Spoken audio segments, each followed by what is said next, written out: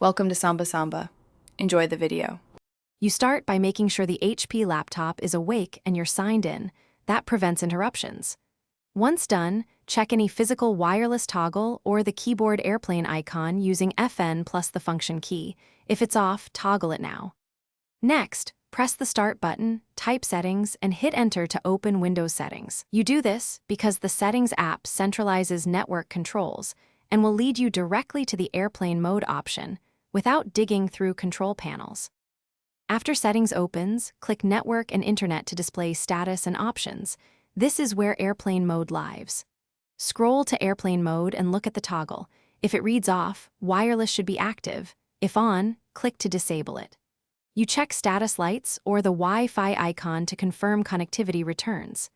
If the toggle is grayed out, open the Action Center with Windows Plus and use the airplane tile there, because sometimes the Action Center override will let you change the state immediately. Once you turn airplane mode off, make sure Wi-Fi and Bluetooth icons show activity and you can browse. That confirms service is restarted. If wireless stays disconnected, restart the laptop to reset hardware and drivers. Should problems persist, open Device Manager, expand Network Adapters, right-click your adapter and choose Update Driver. This resolves many driver conflicts.